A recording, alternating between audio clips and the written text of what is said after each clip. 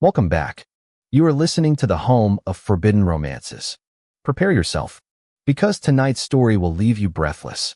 Blood didn't just drip, it poured, mixing with the relentless midnight rain to create a crimson river on Julian's doorstep, and the pounding on the wood wasn't a knock. It was a desperate, dying demand for entry. Julian dropped his book, his heart hammering against his ribs like a trapped bird. Living in the Gray District, the lawless buffer zone between the glittering high-rises of the elite and the industrial wastelands, meant one rule: never open the door after 10. But the sound that followed the heavy thud of a body against the timber wasn't a growl or a threat. It was the high-pitched, terrifying wail of an infant. Then another. Twin cries, piercing the storm. Julian didn't think. His instincts as a former medic overrode his survival sense as a vulnerable Omega. He threw the bolts and yanked the door open. A mountain of a man collapsed inward, his expensive, soak-stained trench coat flaring out like the broken wings of a raven. He was massive, an alpha radiating a pheromone scent of burnt cedar and iron-heavy blood that nearly brought Julian to his knees. But what froze Julian wasn't the gun slipping from the man's limp fingers, nor the dark stain spreading across his abdomen. It was the way the stranger's arms were locked in a rigor mortis grip around two shivering bundles pressed against his chest. Help!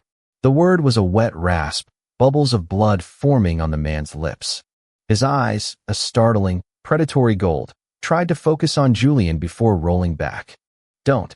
Let them. Take. He lost consciousness, but his grip on the babies didn't loosen. Julian wasted no time. He was small, but adrenaline was a potent drug. He dragged the unconscious giant across the threshold, the sheer weight of the man threatening to dislocate Julian's shoulder. He kicked the door shut, locking the world out, and fell to his knees beside the stranger. Okay, breathe, Julian. He whispered to himself, his hands trembling as he reached for the crying infants. It took considerable force to pry the alpha's arms open. Even in unconsciousness, the man was guarding them. Julian gently set the two babies, tiny things, barely a few months old, into the makeshift nest of blankets on his worn-out sofa. They were cold, hungry, but unharmed. The blood on them belonged to the man. Julian turned back to the alpha. He ripped open the sodden shirt, buttons popping and scattering across the wooden floor. The wound was ugly, a gunshot to the lower left abdomen. No exit wound. The bullet was still inside. You're lucky I flunked out of residency and not anatomy, Julian muttered, rushing to his cabinet. He grabbed his emergency kit, suture thread, rubbing alcohol, forceps, and a bottle of high-proof whiskey. He didn't have anesthesia. This was going to be brutal. For the next hour, the small apartment became an operating theater. Outside, the storm raged, masking the sounds of Julian's frantic work. He cleaned the wound, the smell of copper filling the small space.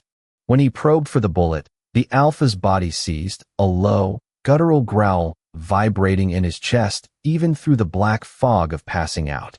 I know, Julian soothed, his voice steady despite his fear. He released a calming burst of his own scent, sweet vanilla and soft linen. It was an intimate thing to do for a stranger, usually reserved for mates, but he needed the alpha to stop thrashing. The effect was instantaneous.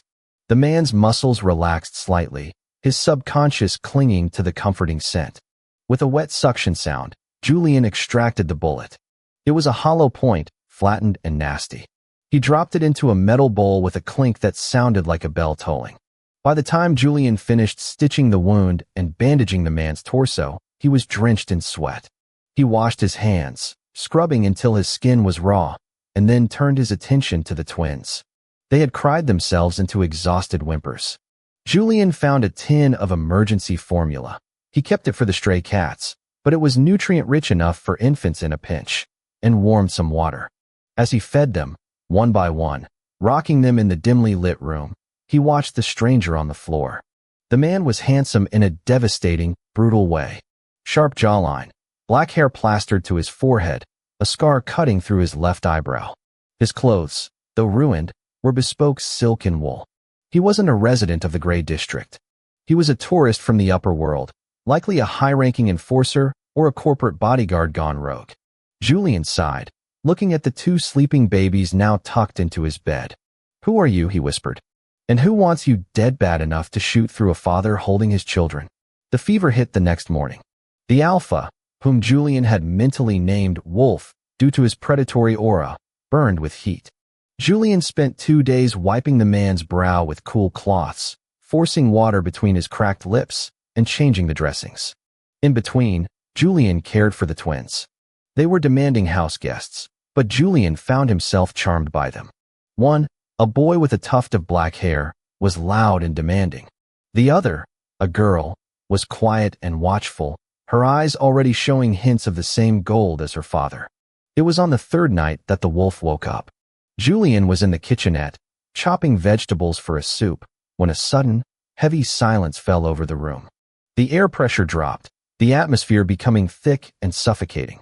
It was the crushing weight of dominant alpha pheromones, distrust, aggression, and power. Julian turned slowly, knife still in hand. The man was sitting up against the sofa, his face pale, but his eyes alert and lethal.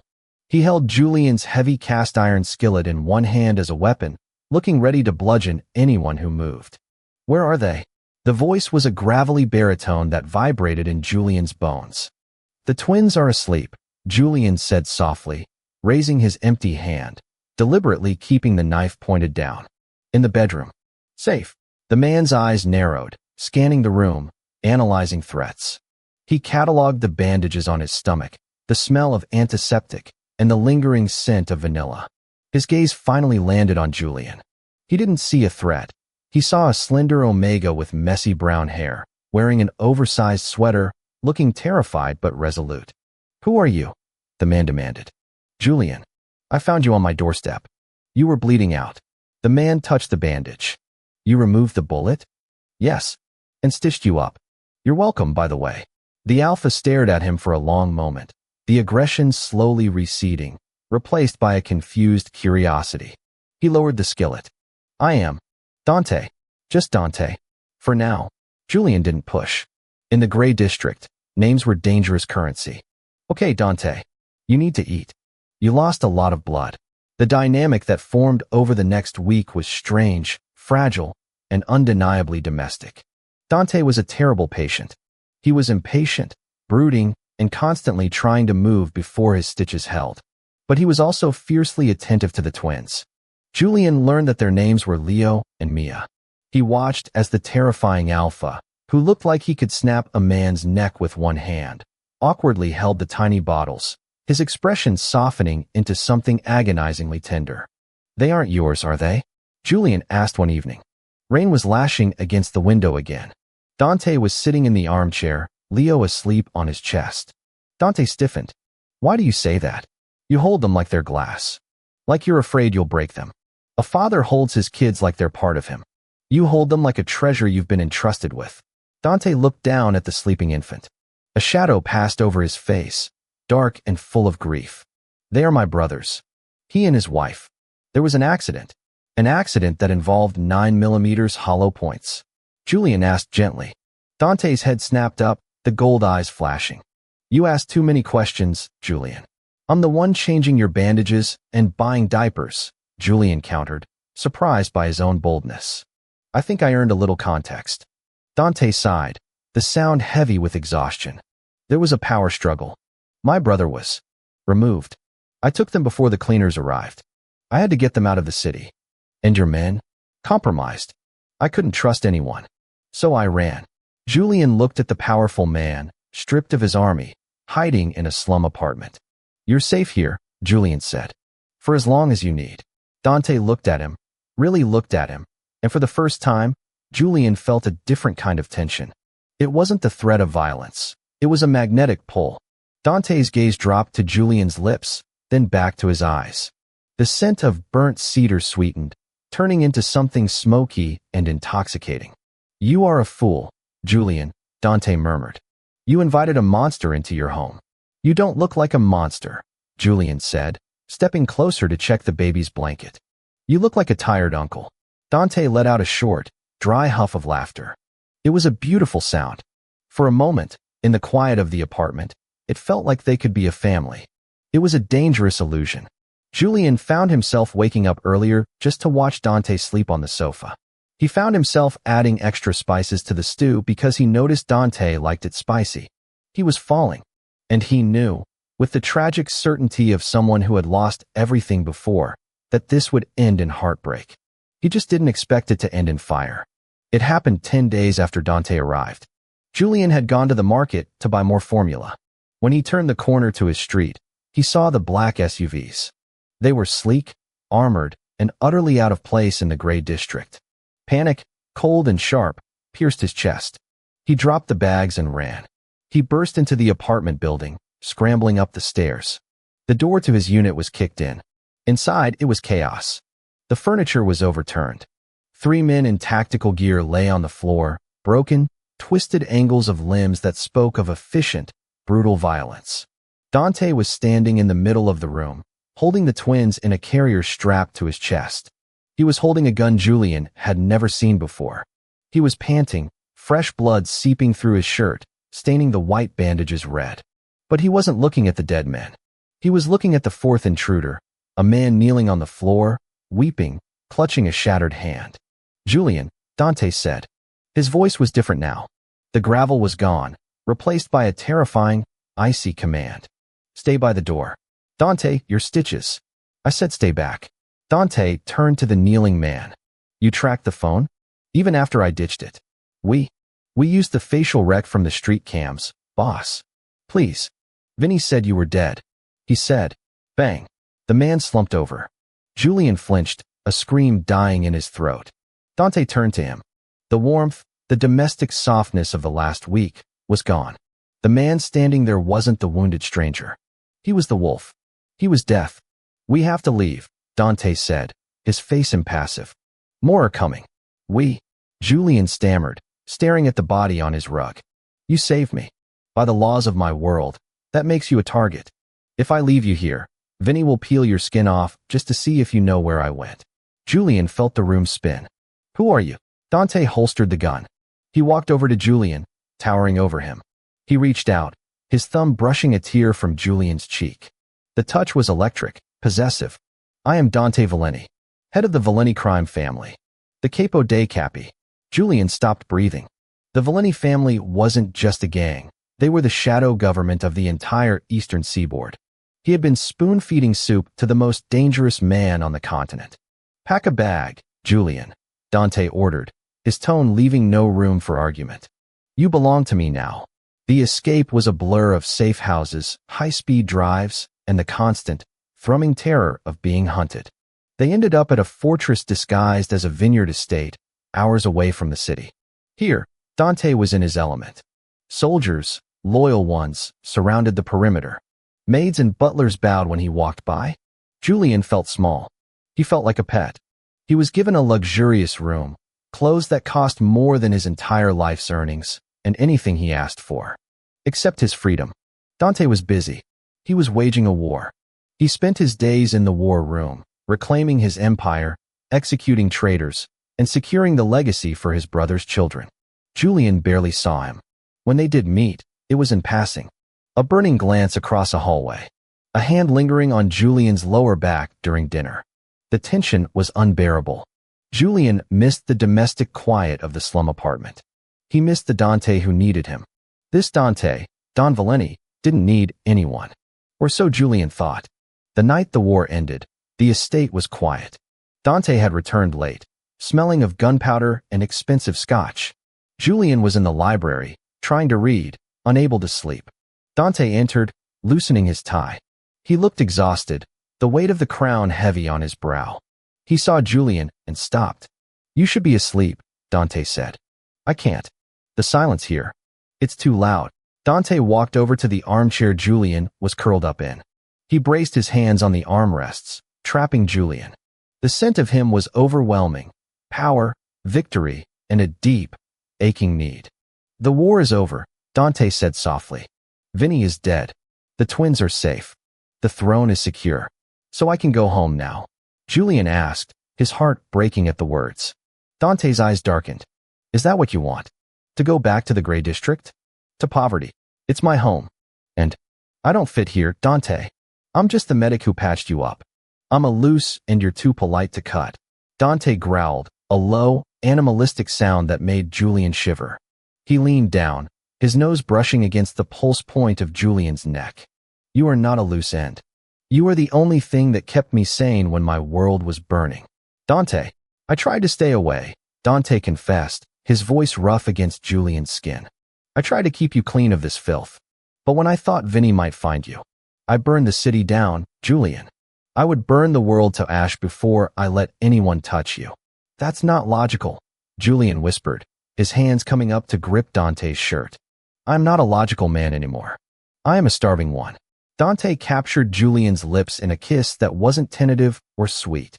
It was acclaiming. It was a seal on a contract written in blood and survival. Julian melted, his resistance shattering. He wrapped his arms around the alpha's neck, pulling him closer, anchoring himself to the storm.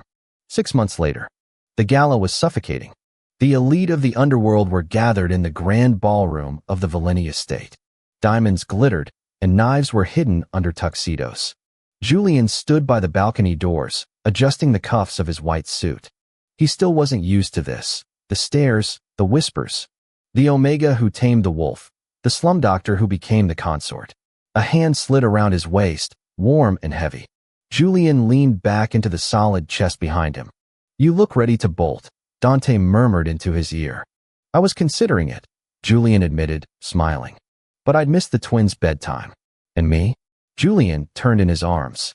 Dante looked regal, terrifying, and utterly devoted. The scar on his eyebrow, the only souvenir from that rainy night, gave him a dangerous edge. I suppose I'd miss you too, Julian teased. Dante smirked, the expression softening his harsh features. Good. Because the doors are locked. A man approached them, a rival Don from the south, looking slick and overly confident. He eyed Julian with a lecherous sneer. Don Valeni, the man said, bowing slightly. And this must be the famous nurse. Pretty thing. Shame about his pedigree, though. A street rat, wasn't he? The air temperature dropped 20 degrees. The music didn't stop, but everyone within 10 feet froze. Dante didn't shout. He didn't draw a weapon. He simply tightened his hold on Julian's waist and looked at the man with eyes of molten gold. Careful, Don Moretti, Dante said, his voice a soft, velvet caress of death. You are speaking of my heart, and I have killed men for looking at him the wrong way. Imagine what I would do to a man who insults him. The rival Don paled, sweat breaking out on his forehead. He mumbled an apology and retreated, vanishing into the crowd. Julian looked up at Dante, breathless. That was dramatic. It was necessary, Dante corrected. He took Julian's hand, kissing the knuckles. They need to know. You are not just my partner, Julian. You are the queen on this chessboard. And God help anyone who tries to take you. Julian squeezed his hand back. He looked out at the glittering, dangerous room, then back at the man who had stumbled onto his doorstep bleeding and broken. Let's go check on the twins, Julian whispered. After that, Dante promised, his eyes darkening with intent, we attend to other matters. And that is how the viper tamed the wolf. If you enjoyed seeing Dante destroy his enemies to protect what's his, destroy that like button. And tell me in the comments, would you forgive a husband who hid his true identity? Or is the lie unforgivable? I'll be reading your answers. Subscribe for the next chapter. Until then, prompt image. Prompt, masterpiece, best quality, high-res, 1.2. Korean manhwa style, semi-realistic, digital art. 2 men, BL, yaoi, man 1. Massive alpha male, mafia boss, sharp jawline, gold eyes, black slicked hair, wearing blood-stained white dress shirt unbuttoned, bandage on abdomen, holding gun, protective fierce expression. Man 2. Smaller slender male, brown messy hair, wearing oversized beige sweater, looking scared but determined, holding medical kit.